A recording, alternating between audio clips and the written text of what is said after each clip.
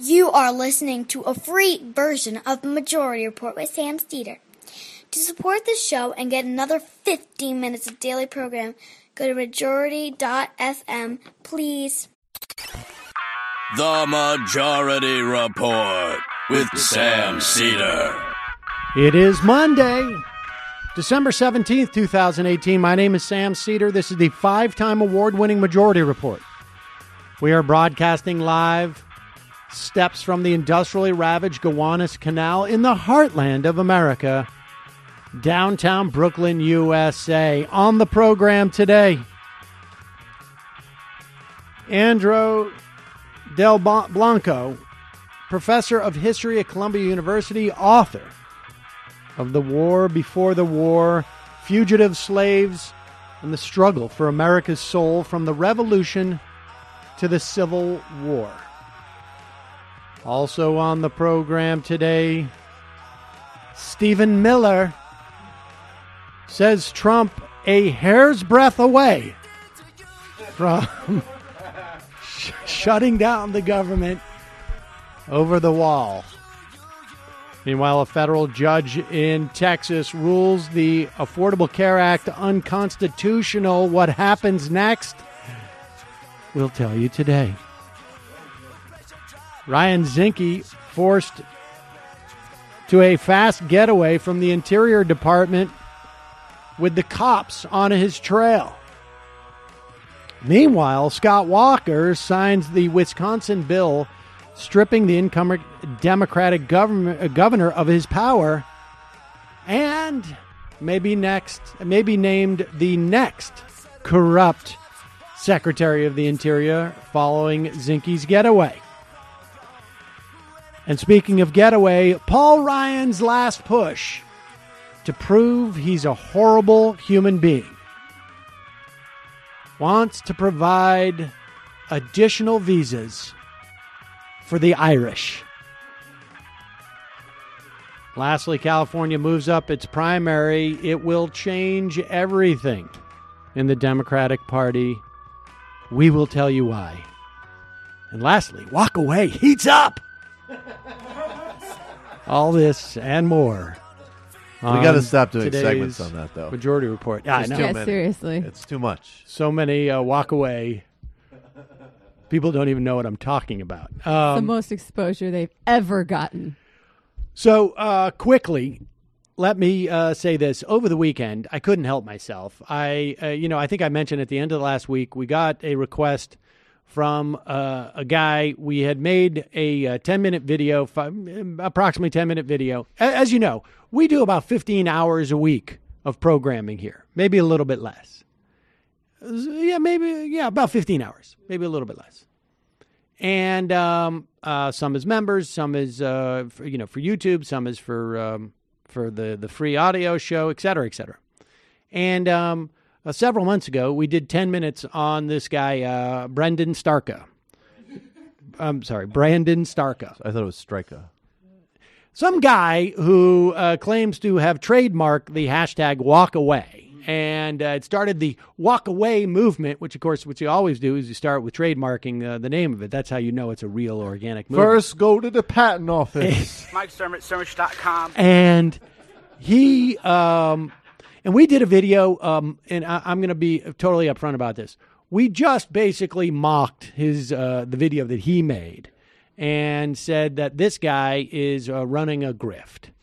And he became very upset about it, apparently. And 3-4 months later, after the Democrats won their biggest win in terms of votes in a midterm election ever, by percentage and by actual votes, ever.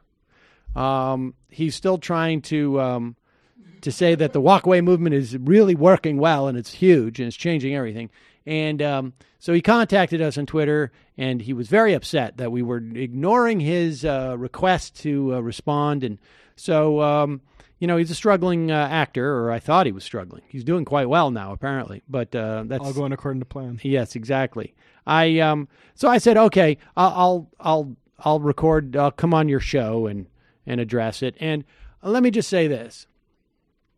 I try you've heard every interview I've done on this show, or maybe you haven't, but when I invite somebody on, I try and be as respectful as I can. I try not to be mean to anybody, usually. And unfortunately, this weekend, I was a little bit mean to him. I mean, I wasn't, I didn't beat him up. I mean, it was all on the computer. But I did not use euphemisms for what I sort of felt about what he was doing. And it was 90 minutes long. Revealed a certain character defect you have. I certain personality defect. Yes, I was extremely straightforward for 90 minutes. And then also sometimes smug and condescending. And then also sometimes like, I don't want to say disingenuous, but so now look. Sarcastic. You were genuinely disingenuous. I don't know if he's going to put it up. I suspect he is, but I haven't seen it, and don't even bother looking for it because eventually you all get to see it. But in the meantime, we're going to include it for our for folks who donate through Patreon and for our members. So if you're a member or you're on Patreon, you will get this in your feed as soon as we get it uploaded. I can tell you that if you're skeptical of the entertainment value of this,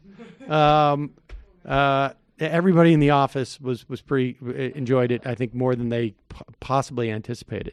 So, that's true. It really exceeded expectations in terms of how funny it was. It was extremely funny. I did not break character once. There was one moment at the end, I think, where Michael picked up on, like, he realized, like, I responded to something, and then I realized, like, oh wait, I could do this in a funnier way. So you can see my thought process. It's sort of like a part of like I built in the sort of the behind the scenes. It was like coming to watch us do prep. Yeah. And you know what? That guy is delusional enough to think that he won that debate. So he'll probably post it. I think. I think he's. I mean, I'm it's still a on marketing the fence. thing. Yeah, Matt was texting me. He's like, I don't know if I can keep working. This with you isn't good guys. for Sam, guys. This is bad for Sam. This is going to hurt all of us when Sam looks this bad. I had no idea Sam was so smug. Hey, folks. So if you want to join the Majority Report, now's the time to do it. Join themajority.report.com. Sign up, and you will get this if you sign up in the next day or so, because we'll probably release it tomorrow. This is where I've been saying buy tickets to our live show for Brooklyn Podfest at the Bell House, January 13th. Too late. They're sold out. However, I got an email today from a listener. I have 2 tickets for the live show I can't use. If you send address, I will snail mail a hard copy to deserving recipients gratis. If you are a self-determined deserving recipient, send us an email. We will take the first one we get at majorityreporters@gmail.com. But the subject line has to be very specific. It has to say 2, the numeral 2, not the words 2. The numeral 2 free tickets. Send your address and we will pass it on. Also, one of today's sponsors is privacy.com/majority. Privacy.com is a totally free service. It lets you buy anything online without having to give out your credit card number. And it lets you prevent companies from overcharging you. Here's how it works. You take just a couple minutes, you link your bank account to privacy.com account. Then you're able to create a virtual credit card numbers, which are linked to your bank account. You can create as many virtual cards as you want. You can delete them and freeze them and unfreeze them, and you can set limits on each card. It's great for signing up for free trials because you can just create a virtual card once and delete it knowing you'll never be charged once the trial is over. It protects you when companies get hacked and people's information stolen because you're not going to give out your real credit card number. Each card is locked to a merchant, so you're totally protected against fraud and unauthorized use of your card. Privacy.com's mobile app and desktop browser extension make it incredibly easy to manage your wallet of virtual cards and allow you to autofill your virtual credit card number at the click of a button when you're shopping online. There are countless different advantages using a service like this to pay your bills and buy things online. You can find out more. And I will say this. I haven't quite figured out if I can swing this, but some of us have elderly parents. Sometimes they get caught in fishing expeditions. I haven't quite worked this out yet, so I don't know. You have to noodle around with it. But this is a perfect. This sounds like it could be a perfect solution. If there's a way I can manage it for my parents, I'm not going to get too specific from a distance, but you can find out more and get 100% free and unlimited access by going to privacy.com/majority. I put a link underneath this video if you're watching on YouTube. I put a link in the podcast description. Check it out. Also, one of today's sponsors is Skillshare. And the first 500 people, and I cannot guarantee that this is going to be available for much longer because I have a feeling we have more. We're very close to that. I don't know, sometimes I say 500 people, and they're like, if you 600 show up, they'll do it. But you go to Skillshare at skl.sh/majority.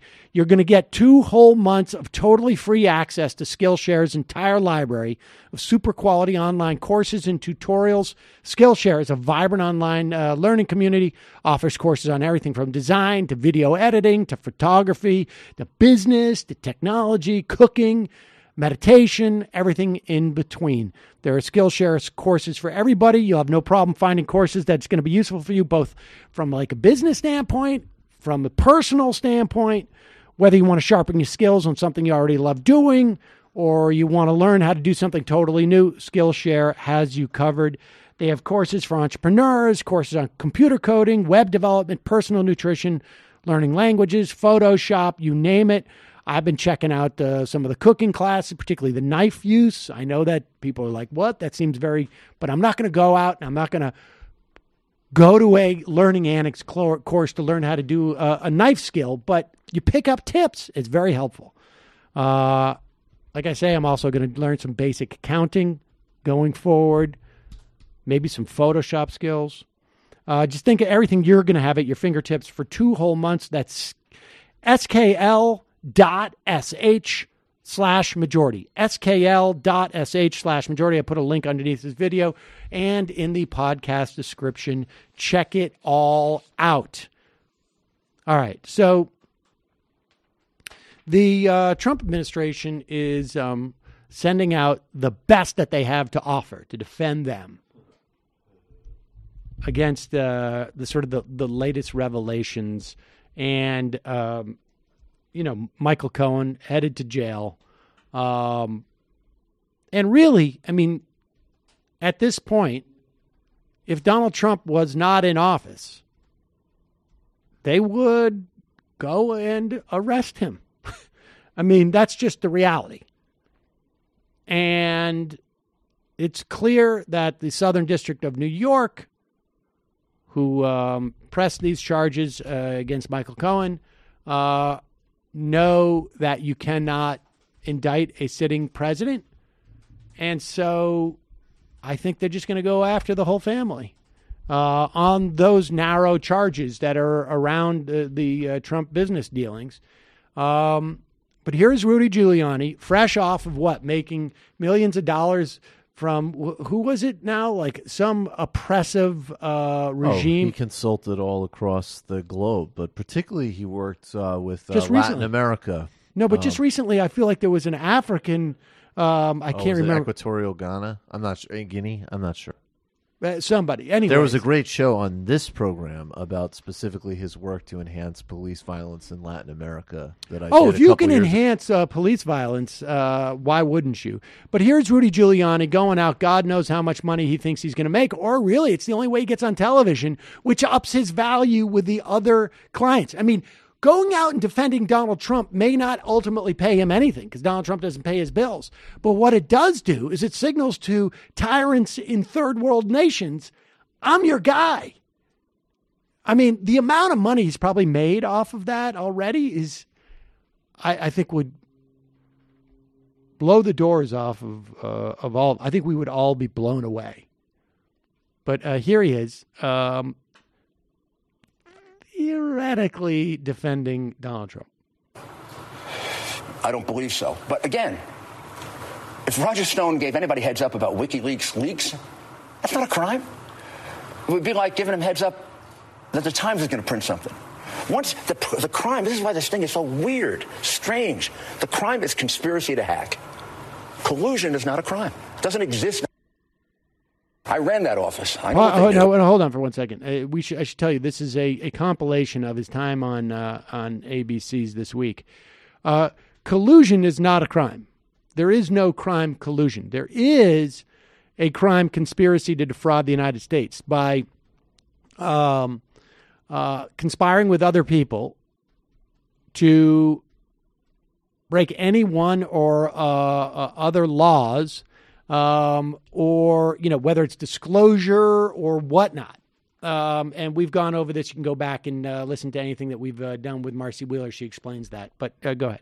I know what they do. Do you know how the Southern District is run? You know exactly how the Southern District is run. No, I don't know. I don't know how the Southern District is. I've discussed it with the Southern District. Southern District says you can get out of jail if you do this. He's got 3 years now.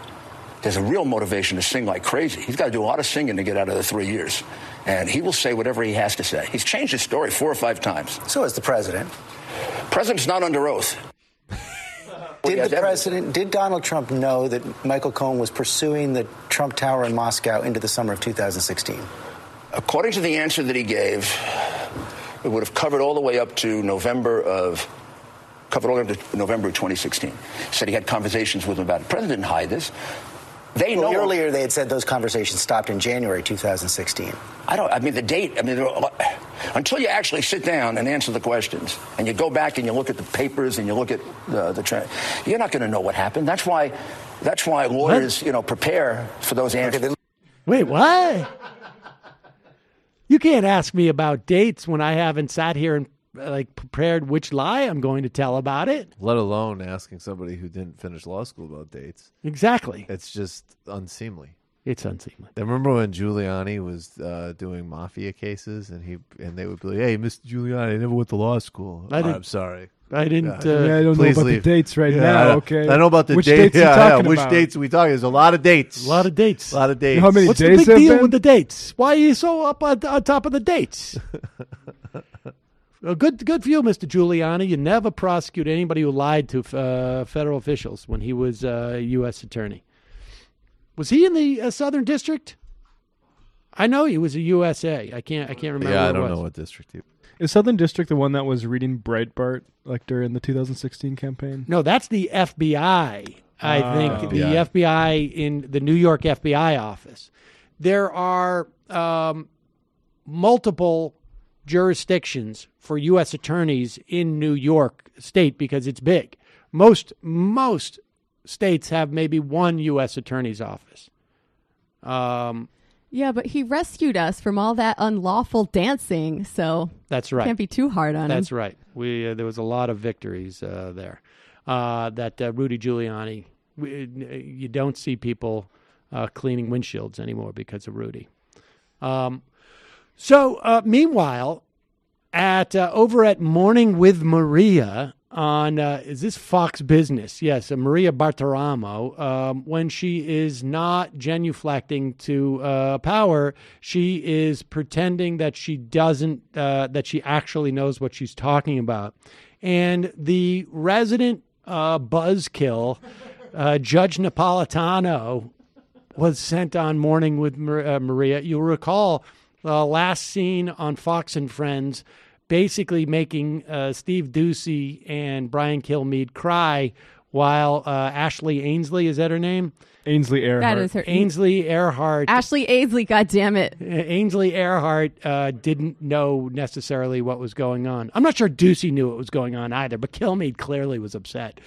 And here is Judge Napolitano to basically tell Maria Bartiromo, yeah, no. Okay, that's but right. when he says he doesn't remember, when he said at the 92nd Street Y, I think was damning, Judge. Yes. What do you think? He says, "Oh, we did it this way with Michael Flynn, but we couldn't have gotten away with doing it that way." Pause it. What she's talking about is Comey. I think he was at the 92nd Y doing an interview, and he was explaining how it is that they got in to sit down with Michael Flynn in the Situation Room, and he said, you know what? The procedures in other administrations would have blockaded us, but nobody stopped us. And, I got news for you. Police officers of all stripes they will go and do stuff that's not illegal. But if you don't exercise your rights to say, like, they'll come and they'll say, you know, can we open up your trunk and look at it? And if they have no probable cause, all they need is for you to say yes. And even if you think like, oh, I have to say yes, but you don't, they'll go and open it up, and that's perfectly legal. Now, every single person on this set knows that. Not this set, but on that set with Maria Bartiromo. If there was ever a story of like, the police came over and just by random said, hey, can we look in your trunk? And there was a body in there, or there was 10 kilos of coke or whatever it was, and the driver said, you know what? I didn't know I could say no. No one on that panel would be like, can you believe the overreach by the police? It'd be a good game, though. You could just say, yes, look in the trunk, and then the cops look and they see the body, and they're like, well, you weren't technically supposed to do that, so well, like but the thing is, if you say yes, you entrap me. Yeah, you entrapped me. No, even if you say yes, if you say yes, because you're taking advantage of how dim I am. Just sat down, and the big complaint is that the FBI agents were friendly, and he didn't know because they were being so friendly that they were like there for a reason. They just thought like, oh, they came to visit me just to shoot the crap. In my fantasy life, they entrapped Flynn the same way they do like vulnerable Middle Eastern teenagers, like with the like, there's a lot of money in kidnapping this Turkish cleric. Right. Want to do it? And of course, they don't pretend like they're harebrained scheme. They don't pretend like they're FBI agents. Anyways, here's the third. We couldn't have gotten away with doing it that way in more organized administration. I figured because they were so disorganized, let me just send a few agents over there. It is almost... It's not the way you want your FBI director to operate. I agree, but it is almost inconceivable that FBI agents would be roaming the halls of the West Wing. What the hell are they doing there? They should have been asked to leave. If they didn't have a search warrant, they had no business there. Hey, Mike, can we talk to you? We want to ask you a question. We already know the answer. Right. And then it ends up in an indictment. Which is why the Journal called it entrapment. I know there's a debate about that. I saw your interview with General Mukasey. In my opinion, he's absolutely correct. Though they trapped him, it is not entrapment. Entrapment is when you resist, and they push and they push and they push. But they did trap him. I agree with that. Right, I did agree. So in other words, they did something that has an actual legal meaning and is a defense. Entrapment. No, they didn't entrap him. They sort of tricked him a little bit, like they used police techniques. Right, that's what I meant. They used police techniques.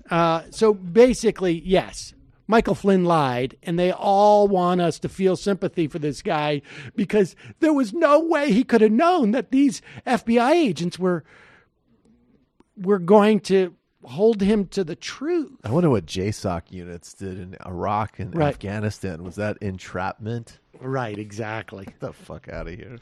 All right, we got to take a quick break. When we come back, Andrew Delbanco on his book, The War Before the War, Fugitive Slaves and the Struggle for America's Soul from the Revolution to Civil War. Change my mind when I fell for you. I want to know what is right, but I can't go through. Still I'm wide awake, and the day is done. Just a lie that leads me back again. Ooh, never going back again. We are back. Sam Seder on the Majority Report on the phone. It is a pleasure to welcome to the program Professor of American Studies at Columbia University, Andrew Delbanco, the author of The War Before the War, Fugitive Slaves and the Struggle for America's Soul from the Revolution to the Civil War. Welcome to the program, Professor. Thanks, Sam. Glad to be here. Let's start with the, I guess maybe the seeds of this war before the war, I guess, predate the Constitution, but not necessarily as within the context of specifically of a nation. But let's talk about the three non-mentions of slavery, I guess, in the Constitution that set up this dynamic that end up coming to a head 80 years later, I guess, 90 years later. Right. Well, I think, the starting point of the story I try to tell is that we have to not be squeamish about the fact that we were basically two countries when these delegates showed up in Philadelphia to try to forge a new nation in 1787. And the Constitution is therefore a very tricky and in some ways opaque document on the subject of slavery, because for one half of the country, slavery was the bedrock of the economy and the culture. White people really couldn't imagine a society that didn't sustain slavery. And in the other half of the country, slavery was becoming marginal and peripheral and was pretty evidently heading toward extinction. That doesn't necessarily mean, as some people might like to think, that all the folks up north were far-sighted and moral and sympathetic and concerned about the rights of black people. I think it had more to do with the climate and the economy and the way history worked. But in any case, there were really two countries. Can we just? I just want to stop there for a moment, sure. Because I don't know if this is. I don't feel like people appreciate this enough, and there really isn't. I mean, a huge amount of scholarship, it seems like, on like how distinct these entities were, and just to add your point about it wasn't that the North was necessarily progressive when it came to the rights of blacks, but there was a difference between being you could very much be an abolitionist and a segregationist simultaneously. Probably at that point most were, But tell us, like, what can you just tease out a little bit more about the differences in those societies? Yeah, no, absolutely. Well, I think you're quite right. Look, a lot of historians would raise their eyebrows at what I just said, and they would point out correctly that the whole country was already economically interconnected, and as the 19th century went on, the northern banks were financing the plantations. With the coming of the Industrial Revolution, people in New England were, there were factories weaving slave-grown cotton into textiles for domestic and foreign consumption. So there's I'm not making the case that Northerners were not implicated in the reality of slavery. They certainly were, but at the same time, it was one thing to be an abolitionist, say, in Massachusetts or New Hampshire, where by the middle of the 19th century, the number of black people, of course, there were no slaves by the middle of the 19th century in those states, but black people were an extremely tiny portion of the population, whereas in states from Virginia down to South Carolina and Mississippi, in some cases, black people were the majority of the population. So there's no way, I think, to blink the fact, to evade the fact that in terms of race relations and the presence of slavery as an everyday reality, these were what I'm calling two different countries. Now, if you want to go back to the question you asked about the Constitution, yes, please. It's very notable, and many people have noted it, that the word slavery does not appear in the Constitution. It doesn't appear either slave or slavery. Does not appear in the Constitution until the passage of the 13th Amendment after the Civil War, which was designed to abolish and eradicate slavery once and for all, one of the great ironies of our history. But slavery is there, nevertheless. It's there, you mentioned three places. It's there in the clause that authorizes the Congress, after a 20-year waiting period, which was a sort of compromise deal that they struck, to regulate the importation of such persons as states may wish to import. Everybody knew that what that meant was that international slave trade could be prohibited after 20 years if the Congress so chose. And it should be said, by the way, a scholar as profoundly informed as W.E.B. Du Bois believed that most of the delegates at the Constitution thought that by pointing toward the end of the international slave trade, they were taking the first step toward the eradication of slavery itself. They turned out to be wrong about that for reasons we can discuss. Then the second place in the Constitution where slavery is not mentioned but is intended is, of course, the notorious 3/5 clause, where the southern states won the right, if that's the word, to count 3/5 of what they called other persons for purpose of apportioning representatives in the new Congress. Now, this is a tricky historical matter. A lot of people believe that somehow meant that slave owners regarded black people as equivalent to 3/5 of a white person. In fact, that has it backwards. Slave owners would have liked to count slaves as full persons for the purpose of apportionment, because then they would have had more representatives in Congress and more political power in the new federal government. It was Northerners who didn't want to see slaves counted for that purpose. So the 3/5 compromise was a sort of splitting the difference in terms of political power. And we should, to be clear on that too, it's the you have a whole segment of your population which have essentially no rights under the Constitution, and they would and no benefits from a federal perspective, or I would probably imagine even from a state perspective, right? And so there was from the South's perspective, it's like, we can pad our numbers essentially. That's right. That's right. And the North was, you can't get those resources without having actual citizens. Well, there are not many Northerners in the late 18th century who went that far to say exactly that, but your implication is right. So white Southerners wanted to count black people when it was in their interest to count them for their augmenting their political power, but they didn't want to count them as persons when it came to questions of what were their rights. If they were charged with a crime, did they have any right to participate in any way in the political process, or any right to be regarded as anything like the equal of a white person in society? That's absolutely right, and it's one of the.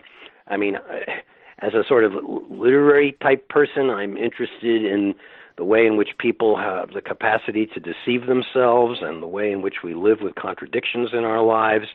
If you look at that document and you see how they use the word persons to refer to slaves, you get somewhere close to the inner contradiction of Southern society, because people like Jefferson, wasn't directly involved in drafting the Constitution, but James Madison certainly was, they understood that black people were persons.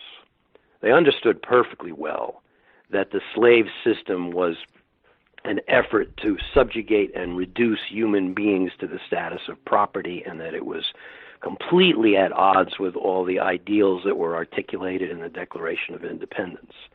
And yet, the political reality, the social reality was that recognizing black people as persons in the late 18th century was just not something that was going to happen, because slavery was too deeply rooted in the Southern economy and Southern if culture. You wanted to maintain one country. I mean, that's right. That's the point of your book in some respects. All right, but we were talking about the third mention of slavery, because we will get to that dynamic in a moment. But the third section, the third mention of slavery is in Article 4.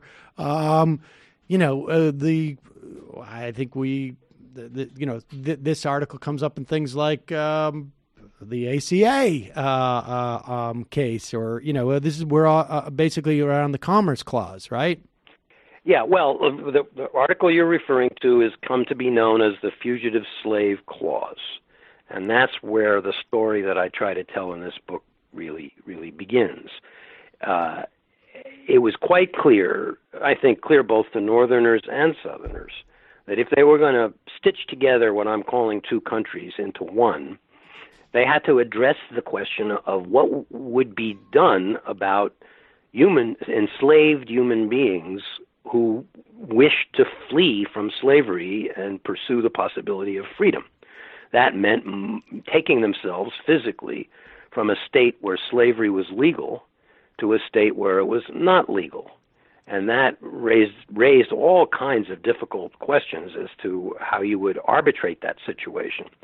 So they wrote into the Constitution what I call a kind of intranational extradition treaty, sort of words that suggested, and I don't have it right in front of me, so I have to paraphrase, persons owing service or labor in one state cannot escape that obligation by seeking refuge in another state, but must be returned to the party to whom service or labor is due. That's pretty close to the exact words.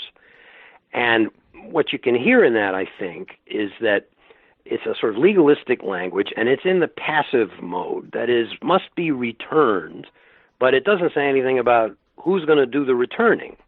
You know, I mean, who's going to enforce this clause? Is it going to be the local police department in Haverhill, Massachusetts, if some slave owner from Maryland shows up and says, hey, that guy working in your factory actually belongs to me? Is it going to be the state authority, or is it going to be the federal authority, which was very weak at the beginning of the Republic? So they put it in that Constitution. It was the first vivid example of, as it were, punting on the issue, kicking the can down the road, postponing the reckoning that would have to be made with slavery in this divided country.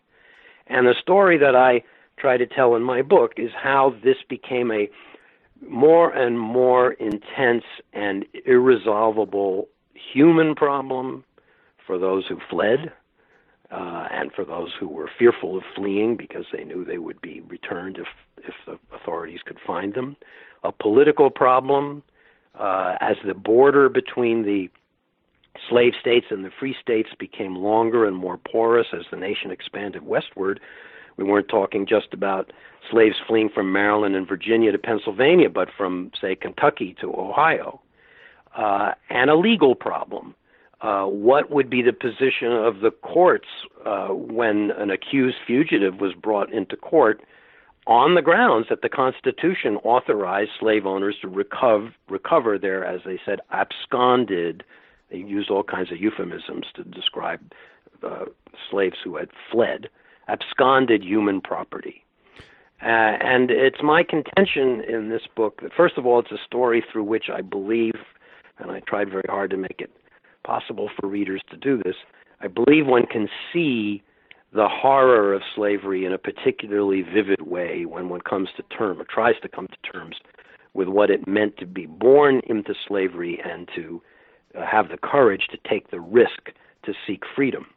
But I also argue in the book that you could see this problem as the fuse that led eventually to the Civil War. There were lots of reasons, of course, but I think this is an important one. Yeah, and that's fascinating. And I want to talk about the sort of the statutory completion, I guess, of that Article 4. And I should just add too, what I find really interesting about that clause is you can really see the bones of how they were negotiating, right? Like it sticks out from this in a way, and you can see that it is a compromise, and we'll talk about that the other compromise coming down the road.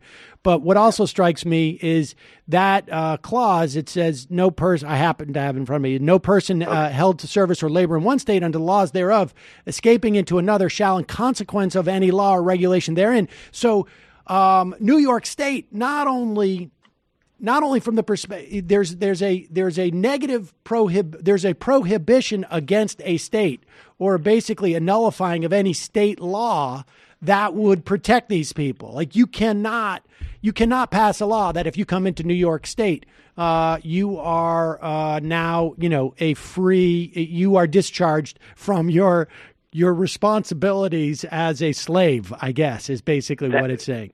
That's exactly right, and I'm suspecting maybe you spent some time in law school. I did just one year. There you go. Okay, so I got that right. But no, you're exactly right. And one of the stories I tell in the book that really jumped out at me when I first read it, there's this character named Pierce Butler, who was one of the delegates from South Carolina at the Constitutional Convention, and he's in Philadelphia in the 1790s, where the Congress met. Now, Pennsylvania had passed a law that was precisely of the type that you just described. As early as 1780, they passed a law that said no person enslaved in another state brought to Pennsylvania who has been in residence for more than 6 months can continue to be regarded as a slave. But that person, under Pennsylvania law, is now a free person.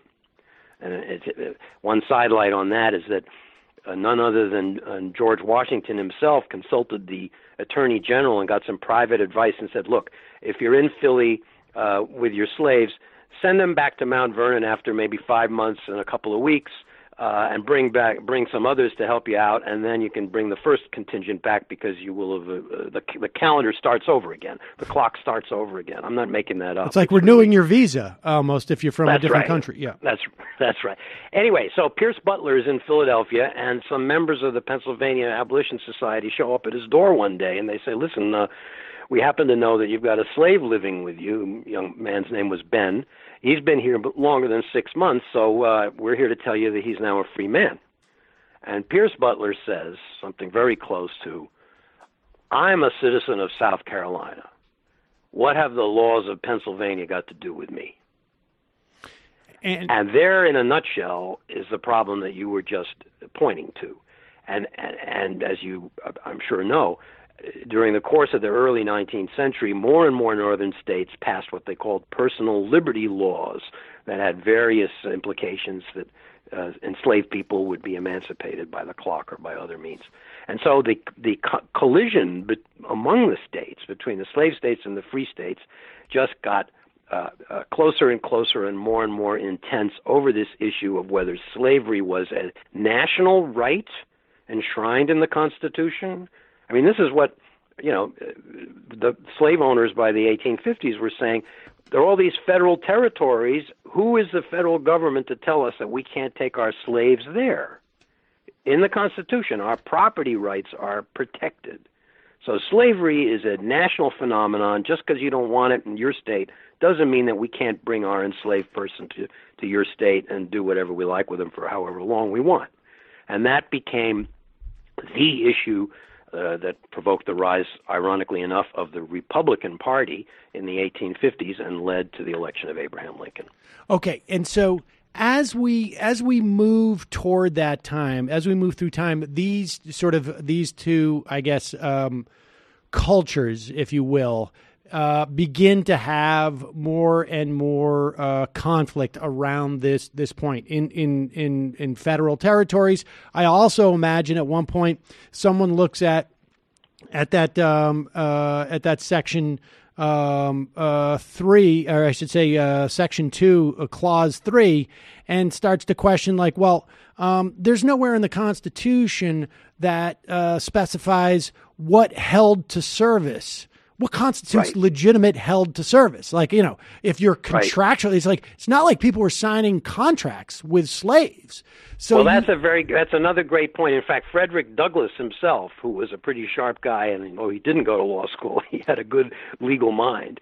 He wrote a pamphlet in 1860, and it was all about that word due, D-U-E, in that clause. The person or party to whom service or labor is due. And Frederick Douglass makes the whole case and says, you know what?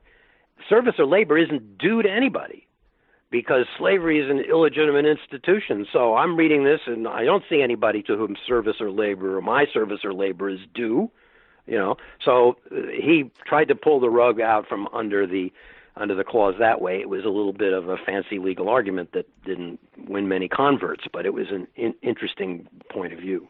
So walk us up. What is the next, in terms of the next big sort of like institutional reaction to that conflict? And by that I mean, is it the fugitive slave laws? Is there a particular one which is the sort of the most prominent milestone on en route to where we get to, I guess, the ultimate conflict being the Civil War? Because I know at one point, because you mentioned that in the past we've interviewed Sven Beckhardt and others who have Eckhart who have written about the implications of cotton and particularly the northern benefit, an economy that was built on that, but there's a dynamic that you talk about in the book that is not unlike, today when I go to, the children's store and I like, this is shirt, it's only $6.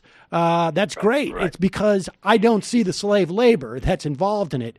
But there are institutional responses to this conflict that begin to make the North more acutely aware. And in fact, this dynamic cuts across a lot of different issues. I mean, even climate change, people are saying, like, when we start seeing this stuff a little bit more often, like the wildfires, we're going to understand what's going on. There's a dynamic that takes place there between these two cultures in terms of slavery. Right. Well, absolutely. There's a lot packed into what you just said. So let me try to unpack it a little bit. I mean, there are a lot of factors, of course. I mean, history is nothing if not complicated, that lead to the growing intensity of the collision between these two cultures, the rise of abolitionism in the North, and there are many ways to understand that. And as you pointed out, some abolitionists were very far-sighted and believed not only in the abolition of slavery, but in the assertion of equal rights for black and white people living in a biracial society on equal terms. Other abolitionists were against slavery because they didn't want black people in their neighborhood. They didn't want slave owners to be able to bring their slaves to the federal territories and put them to work in competition with immigrant labor. Some of the recent immigrants to America in the 1840s, 1850s, Irish immigrants in particular to Boston and New York, were very filled with racial animus toward black people and regarded them as competitors for the jobs in the factories that they were trying to hold down. So it's a complicated story, but to pick up on the point you made about, the analogy with today going into the big box store and buying a $6 T-shirt and not thinking too hard about where it comes from. The Fugitive Slave Law of 1850, which is the heart of the story I tell, was an attempt by the Congress to solve this problem once and for all, to put teeth into that toothless clause of the Constitution. And it was a merciless law. It denied the right of habeas corpus to any accused fugitive. That is the basic right of the Anglo-American legal tradition to contest the legality of one's detention in open court. It denied the right to a jury trial. There was no right to testify in your own defense. It made it a federal crime for any citizen in the North to harbor or assist a fugitive. And it enlarged, it didn't quite create, but it enlarged a category called federal commissioners and gave these folks, who could be the local justice of the peace or the local sheriff, the full authority of a judge to hold a hearing, make a determination whether this person did in fact belong to the plaintiff who had come to bring him or her back, and then send him back without any semblance of due process. So when this law was passed in 1850, which was passed with the idea that it would hold the nation together, that it would keep that stitching from unraveling, it had exactly the opposite effect. If ever there was a law of unintended consequences, that was it. Because what it did, and here's to your point, it made it clear finally and completely that Northerners could not pretend that slavery was somebody else's problem. Slavery was not a Southern institution. Slavery in this sense was a national institution, and now they were implicated in it directly. If a person who had lived in Boston for 5 minutes or 5 years or 10 or 15 years was pursued and identified as formerly a slave in another state, that person was put into chains, taken to the local jailhouse, and under the judgment of some low-level bureaucrat, put on a boat and sent back to Georgia or Virginia or wherever in front of your eyes. That made it harder to look away. And Ralph Waldo Emerson, was kind of slow in coming to the active engagement in the anti-slavery movement. Put it this way, he said when he talked about New Englanders putting sugar in their tea or eating their dessert pastries, no one tasted blood in the treats. No one tasted blood in the treats. But the Fugitive Slave Law suddenly, it woke them up. in a sensory way that slavery was actually right here in our backyard, and we're involved, and we have to come to terms with our future with respect to slavery. What are we going to do about this situation? There's a, I mean, it's not a direct parallel, but I think there is an obvious parallel today when you read stories coming from around the country of, yeah, I was in favor of what ICE was doing until, Paul Gonzalez, who has had a dry cleaners down the street for 25 years, all of a sudden gets deported and leaves his entire family. That's exactly right. I mean, I spend some time in upstate New York, and you drive around and you see all the young men and sometimes young women working in the gardens of the well-to-do folks or working in the back of the restaurant. And you know perfectly well that a great many of them are undocumented immigrants. And it causes, I hope it will turn out to be a productive confusion in the minds of some folks. It causes confusion in the minds of, let's say, old-line Republicans who find that our present administration is characterizing all these people as dangerous, menacing, criminals, and so on and so forth, when the reality is that the local economy depends on them, and they're living side by side with us as neighbors.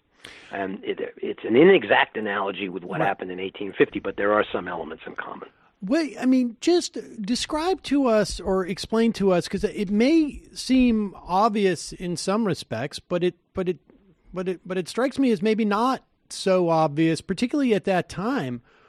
Why was maintaining a unified country so crucial?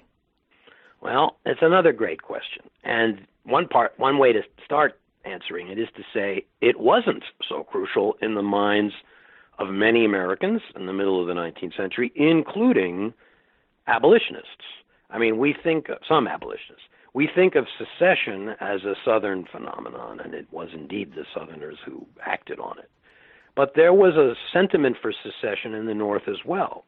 Wendell Phillips, one of the leading radical abolitionists, was giving a speech in New Bedford, Mass, when he got a telegraph bulletin, which turned out to be a couple days too early, but nevertheless, that Fort Sumter had been fired on. And he gets up on the stage and says, listen, these people have every right, have as much right to pull out of this union as we did out of the British Empire in 1776. He says, Mr. Lincoln has no right to a soldier in Fort Sumter. Let them go. Now, one reason that people like Frederick Douglass and Lincoln himself were adamant about the preservation of the Union was because there was a very real possibility that if the South had been allowed to go peacefully, which might have happened in 1850, because at that point there was much less sentiment in the North to take military action. If the South had been allowed to go peacefully, there was strong sentiment in the South to expand a slave-based empire by going deeper into Mexico than we had gone after the Mexican War, going into the Caribbean, annexing Cuba. That in fact the secession of the South could have been good news for slavery. Now, the historians will argue about that. It's one of those counterfactual questions. We'll never know. But it was certainly a sentiment in the air. And Lincoln was a very complex figure in this story, always believed that the destiny of the Union was the extirpation of slavery, that the Union, the growth and expansion of the Union would mean that slavery, one way or another, would have to go out of existence. So although it is true, and many historians will say this, and I say it too to some degree in the book, that when the Civil War began, it was much more a war to preserve the Union than a war to destroy slavery. Those two motives, or those two missions, were very close together in the minds of a lot of Unionists, including Lincoln. But, yeah, go ahead. Okay. So, but that doesn't necessarily answer the question. I mean, it's a counterfactual that not only would slavery have not died out with over at least a projectable period of time had the country split in half in 1850, that there's every reason to believe that the institution of slavery would have been exported through, I guess, what we could call like colonial imperialist desires of the South. That's right. They'll go. They'll get more resources, and they're gonna need more slaves to harvest those resources. Mm-hmm. We don't know about that, but you're telling us that there's evidence to suggest that would have happened, and I get the dynamic that there was a strong belief that we are not going to be able to have one country without there's just not room enough in this one country for one country and slavery as an institution. Those two things cannot coexist. Right. Well, that's of course what Lincoln said, right? But house divided cannot stand. But what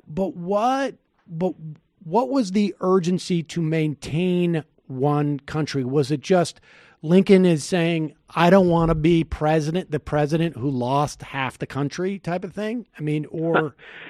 Well, that's an interesting, there's some parallels between Lincoln and Churchill in some ways, and that's sort of what Churchill said, right? I didn't become prime minister to preside over the disintegration of the British Empire. Right. And there is, this is, all your questions are complicated, which is why they're good questions. There is, Alexander Stephens, who was a sort of a friend of Lincoln. He was a congressman from Georgia, and they were on the same side during the Mexican War. That is, they were against it. And then Stephens became vice president of the Confederacy. And Stephens wrote after the war, for Mr. Lincoln, his devotion to the Union rose to the sublimity of religious mysticism. And I think that was a good insight.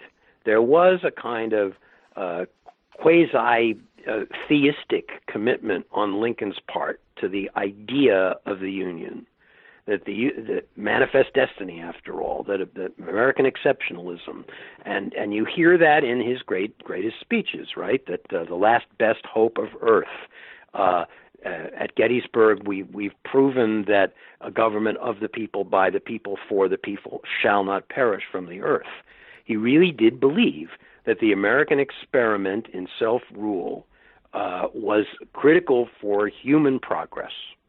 Now, we know in our own time that people with certain kinds of ideals can countenance or go to war in order to prosecute those ideals. And maybe that's not the best basis for going to war, and maybe that's the best basis for making policy. But that was there in Lincoln's mind, and that Lincoln was representing a significant sentiment in the nation, I have no doubt. And then, of course, there are also raw, hard material reasons. I mean, the American economy was already very interconnected. The trade via the waterways and the emerging railroads, it would have been a weaker nation with a weaker economy if it had been sundered in two. So there were all kinds of reasons for people to be in favor of union, from the highly idealistic to the almost messianic to the, hey, it's good for business to preserve the union. So all of these points came together, and one of the points I really try to drive home, and I think all historians should try to drive home, is that people were not clear in their own minds of why they thought what they thought. They had certain inherited points of view, and relatively few, changed their minds in a fundamental way. They couldn't read the future. They didn't know what would happen next. Nobody had any clue what the scale of the carnage of the Civil War was going to be. So we can stand back and we can ask a lot of critical questions about them, and that's what we should be doing. But I do try in this book to convey the sense of bewilderment and confusion and anxiety that beset everybody, from the slave owners to the most committed abolitionists, as they were trying to figure out a way forward toward the world that they believed should come into being. It's conceivable. I mean, if someone could come to Lincoln and say, look, I hope you think this is a good idea to maintain this union, because, 600,000 people are going to die. To do so, he would have been like, not the cost benefit analysis that I thought we were entering. I mean, it's right, or did he have people around him that were saying, maybe this is outside of your portfolio, but I mean, were there people around him who gave him like an estimate, like, okay, just so you know, I understand this is really important to you that we keep this country together, but this is the cost that's going to be associated with it. I mean, I don't know. It seems to me it would be really hard to conceive of that type of carnage at that point. It was impossible to conceive of it because it was on a totally different scale from anything that anyone had ever experienced. And, it's a cliche, but they say the generals are always fighting the last war. Right. They were not anticipating a war with mechanized armaments, repeating rifles that are kind of the ancestors of today's automatic weapons, and deadly accurate artillery, and fighting on the scale that it emerged in the Civil War. I don't know that Lincoln had a war council where they were making estimates about casualties, but I do know that before the war really began, and even after Fort Sumter and before the first Battle of Bull Run, you get a lot of congressmen and senators standing up and saying, listen, this is going to blow over. They're going to come to their senses. In a few months, the seceded states will be back and we'll be fine, and we'll be back where we were. Status quo ante. Slavery will be part of the South and we'll be a union again. After Bull Run, when this 30,000 strong Union Army was routed just south of Washington, and the young boys came in a full-fledged panic, rushing through the streets, stumbling, trudging, barely able to walk in some cases. And the public came out, and a lot of them were secessionist sympathizers, and saw this army in complete chaos and disarray. They woke up to the reality. And you get Thaddeus Stevens from Pennsylvania standing up in the House and saying, this is going to be a long war. There are going to be many thousands of lives lost, and we need to dig in, and this is our lot, this is our fate. We have to prosecute this till it's done. And, of course, as the war went on, the generals like Grant and Sherman saw that in some ways it was a war of attrition, it was a war of destruction, and you said 600,000. That used to be the accepted number. Some historians now push it up to 750,000. And if you add the number of people who died after the war and the number of people who were mutilated psychologically as well as physically, it's almost impossible to comprehend the scale of the war. If you translate it into today's terms, it would be like 30 or 40 million people. Wow. Something to think about. Unbelievable. And lastly, had the union said, okay, look, you guys go ahead. God be with you. We will trade. We'll have a border, and you'll be another country. I mean, and I understand the idea that, there would have been every reason to believe at that point that the South is their economic engine is built on slavery and resource extraction, that they would have spent their money on boats and armaments, and instead of a war with the North, they would have gone south to expand. As a historian, is there any way in that counterfactual to sort of project the institution of slavery? Would it have happened until essentially cotton had run out, or until sugar was replaced, or what would have slowed that roll? Hello? Yeah, I'm still here. I'm sorry. Sorry. So go ahead. What would have slowed that roll? It had the South taken their resources and gone south and taken over. What do you have a sense? You're asking me a question that's, I don't know if fun is the right word, that's sort of irresistible to think about, but which is, of course, unanswerable. Right. I can say that the old school historians used to say that, the Civil War was a terrible waste and tragedy because slavery was burning itself out. It was economically unprofitable and so on. Younger historians, you mentioned Sven Beckert, who's an excellent example, have taught us that slavery was extremely profitable and that it had within it a built-in impulse to expand. It had to expand in order to survive, because the lands became infertile and new land was necessary, and more slaves were needed to cultivate the new lands. So there's no reason to believe that slavery would have petered out anytime soon if the war had not destroyed it. I will say, and I say to my students, I'm in the confusion business. I think I know what I believe about certain basic moral and historical questions. I'm a huge admirer of Abraham Lincoln, who I think was every bit the deep thinker and the great leader that myth has made him out to be. But there is another point of view. And when I gave a talk in Washington not long after the fall of the Iron Curtain, as we used to call it, in the early 90s, and I said some really nice things about Lincoln, and one of the members of the audience came up to me and said, Lincoln was the greatest war criminal in our history. Why did he have the right to force these people to stay in the Union when they didn't want to? And he was thinking of the analogy of the Soviet Union, which had tried to confine states within the Soviet Union that didn't want to be part of it. And that's a challenging question. It's a difficult historical question, and if we start thinking about analogies in our own time, when is it okay to compel people to remain in the Union? It raises all kinds of, was the Constitution self-defined as a perpetual document? Was the Union designed to be something that could never be dissolved? The Founding Fathers actually kind of evaded that question and didn't address it directly. Well, Lincoln answered it. And with all of our problems today, I think most of the time when people say, well, California should secede or the two borders should become their own nation, and mostly people aren't serious about that. And most of us find it hard to imagine that the United States will break up. But they found it hard to imagine in the 1850s too, so who knows? The book is The War Before the War, Fugitive Slaves and the Struggle for America's Soul from the Revolution to the Civil War. Andrew Delbanco. We will put a link to the book at majority.fm. Thank you so much for your time today. It's fascinating stuff. Thank you. It's been a pleasure. Thank you. All right, folks.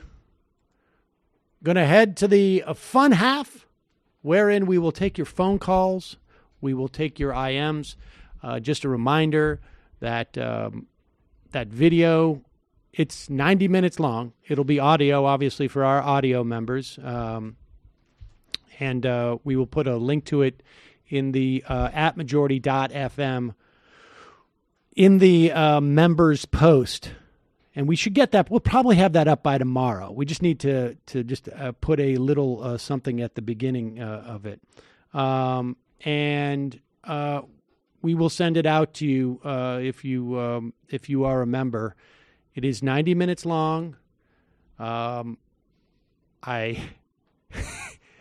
me just ask you guys this, because you've seen this. Like, do I need to apologize for being mean? Not to him. I would not apologize to him. And maybe this is a reveal, but I don't want like any of our audience to go like, I didn't think Sam was that mean. Well, I've actually only seen maybe the first 5 minutes of it. So, Jamie, from your perspective, am I like significantly meaner than you've seen me? Maybe a little bit. All right, so just a warning. I wasn't necessarily cantankerous. But I don't want people to go like, oh, I don't feel comfortable now listening to the show. No, it was funny. Okay. You weren't like yelling at him. You were just being glib, which I was being a little good. bit glib. And I will say this. I have since, after doing it, and, I got an email from a listener after the fact saying, you should ask him about his gala reception at the Trump Tower, the Trump Hotel in Washington, that he charged $250 and $350 a plate for. And, it came up in our conversation, but I didn't have time to really absorb it. And what I'm expressing is that I think that guy's a little bit more despicable than I gave him credit for. And if I had to do it over again, I would be meaner. Like, originally I was like, the poor guy, whatever. He has a hope and a dream and this and that, and he's sort of a schmuck. But now I'm a little bit more like, this guy's... It's not the right place, right time, right idiot. It's now I'm a little bit more like, if I had to do that over again, like, because then I was like, I asked him, I said, at the beginning of the thing, I said, hey, can I get a copy of this? And they were like, sure. And they supposedly gave me permission to record it on my end, but it didn't work. Now, I'm also the type of person who would never enter into a conversation with someone like that and assume that they would record it on my behalf. So I also had a backup recording on my end. It's just a slightly different version of what they have, because you can actually see. I don't know how it is when they present it, if you can see who's waiting in the wings, but like sometimes you can hear the producer talking in my ear.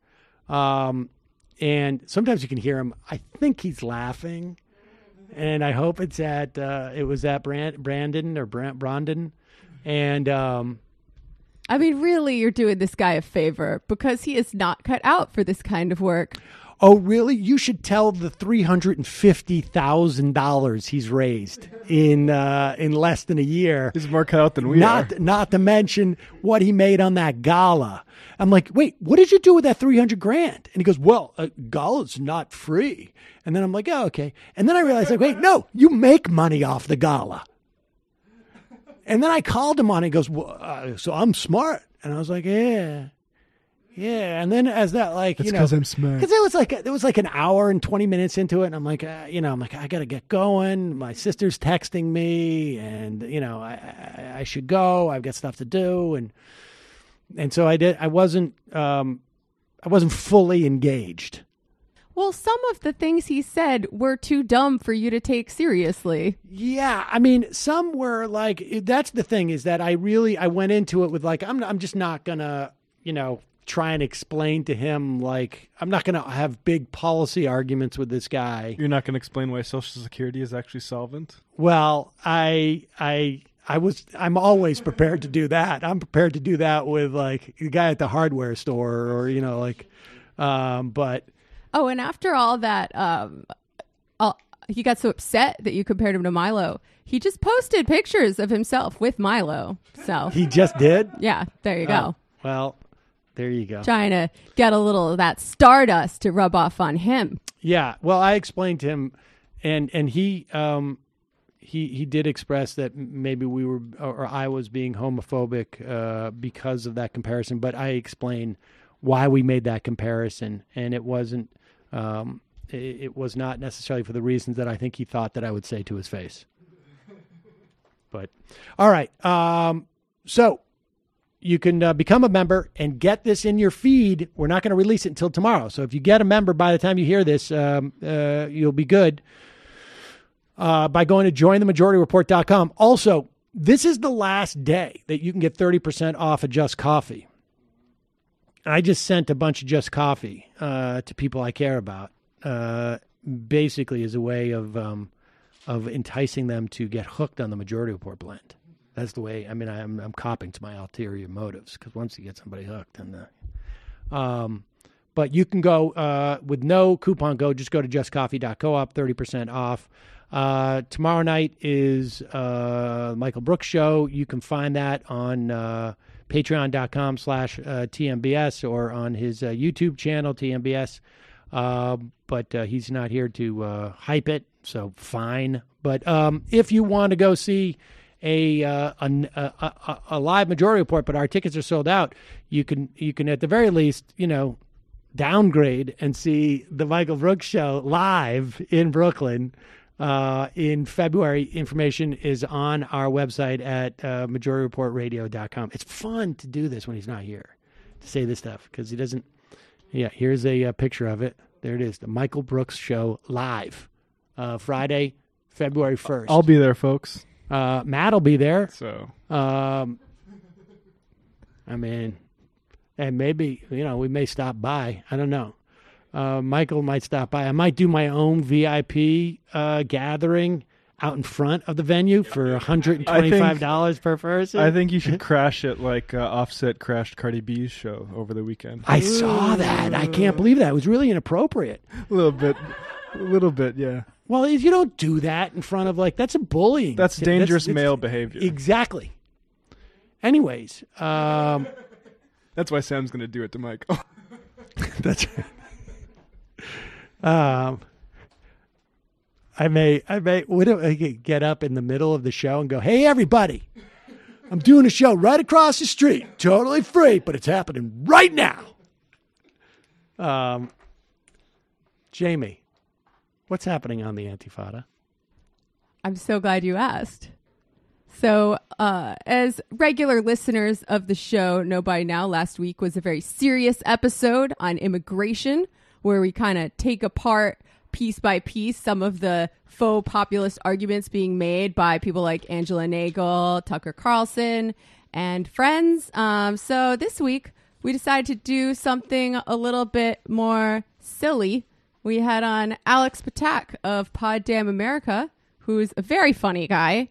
And we talked about some union news. We talked about the Amazon warehouse organizing. We talked about the New York Magazine Union and how Jonathan Chait is a crybaby scab who opposed it.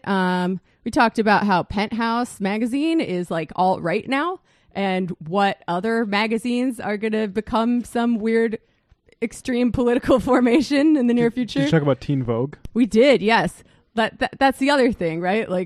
Penthouse is alt-right. Teen Vogue is written by leftists, pretty much. So, what's next? We'll see.